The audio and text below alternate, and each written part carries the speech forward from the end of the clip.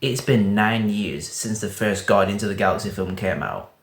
That's insane to me. And here we are, 9 years later, with the third Guardians of the Galaxy film, the wrap up to this trilogy and to this group of characters. Is it a satisfying send-off? Yeah. Guardians 3 is the most mature Guardians film, for the most part. And it's definitely, by far, as you'd expect, the most emotional Guardians film. It is completely driven by just the story at hand, which is the Guardians trying to save Rocket. With that premise, you feel the love and passion that James Gunn and the cast have for these characters in every single frame of this film.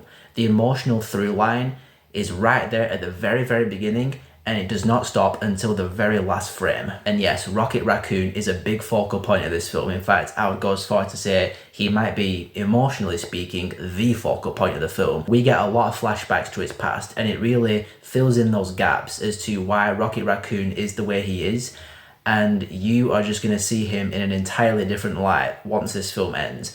And seeing those flashbacks, getting that emotional backstory, and really truly understanding Rocket Raccoon once and for all, it has shot him up into being possibly one of my top 5 favourite characters in the entire MCU. All the members of the Guardians get their time to shine, and I'm not just talking about badassery in action scenes, although there is a lot of that, but I really loved how James Gunn really showed the importance and the relevance of each member of the Guardians and what they each individually bring to the team dynamic. There's one scene with Drax that especially showcases that, and there's no other word I can think of but touching.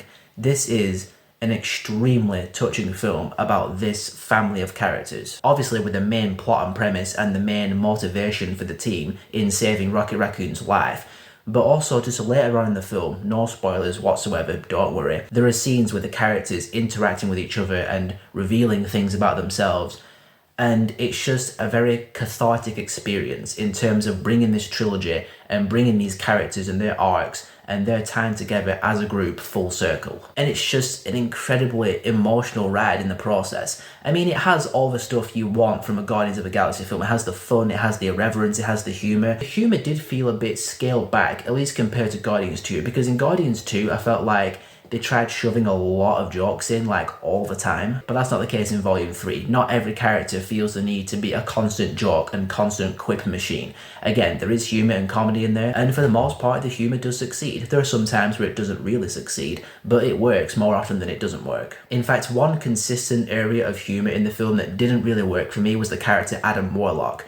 Adam Warlock, from what I understand from the comics, is supposed to be this incredibly powerful, mighty character. And in this film, he's definitely powerful, but he's fresh out the cocoon, and he's kind of a child in the way that he sees and interacts with some things. He's still learning about things, and just the humour there didn't really work all that well for me. So in regards to any minor flaws I have with the film, I will say I wasn't thrilled with Adam Warlock. But at the end of the day, James Gunn, this cast and crew, they just nailed this conclusion. Again, it's a fun, irreverent, mostly funny, and just emotional roller coaster of a film that just once again delivers a really satisfying and very fulfilling conclusion to this Guardians of the Galaxy trilogy, to this Guardians of the Galaxy team.